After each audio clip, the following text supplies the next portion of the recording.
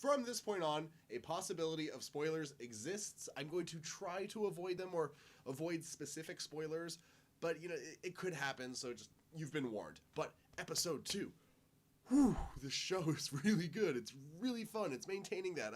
2 complaints. I mean, just to get them out of the way, there was one really poorly dubbed line at one point where the character's mouth was just hanging open, but then their voice was saying something. Whatever, it's a minor complaint. It made me laugh anyway, so it's even minor than that. And then also, these silly neighbors are getting really silly for this show.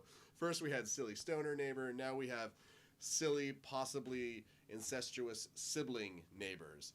Who, again, I'm laughing, but there's, I don't know. We'll see how it goes.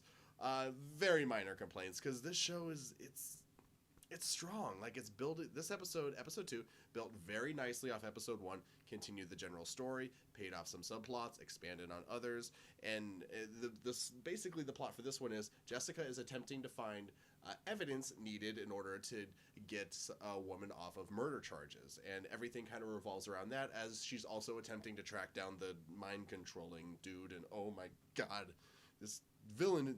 I keep saying terrifying, I'm saying it on Twitter, I'm saying it on Facebook, but he terrifies me. This might be one of the scariest villains I've ever seen in my life, because anything he tells you to do, you have to do. You just do it. You don't even question it. Maybe you'll say, he'll tell you to go in the closet, and you'll say, oh, I've got to go to the bathroom, and he'll tell you to just piss in the fucking closet.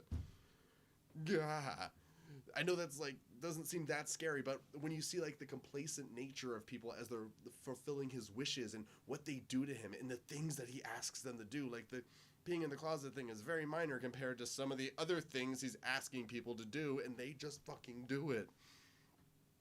So there's that funness. Oh, and he's played by David Tennant from Harry Potter 4 and Fright Night and Doctor Who, but I've never seen Doctor Who, so I know he's supposed to be awesome, though, and he's awesome in the other things, so he's probably awesome in Doctor Who, and he's awesome here, and he's barely on screen, but he has so much presence, and he's got this great voice, and he's so confident, and just the way the simplicity and how he goes about it, it's perfect, and even with the little screen time that he has, he just commands every scene, and in addition to him being on screen very little, even when he's on screen, we don't really see him. We have yet to see his face not shadowed, or usually it's when he's walking around, we see just other things that are around him and things reacting to him.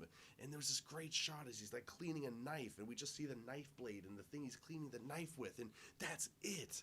Because the cinematography on this show is quite impressive. Great angles, great openings to things that then expand out to other things.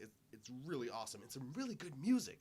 This episode had a fight in a bar that was not only really fun, but it had this drum music in the background that kind of was in tune to what was happening, and it just made it all the more fun to watch. It reminded me a lot of Birdman, in a good way. I'm not saying it ripped off Birdman.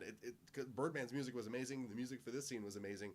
This show is amazing, and I've got notes here. I think that's it. This show is... I'm really enjoying it. I want to get to episode 3. I'm addicted. See you guys in an hour.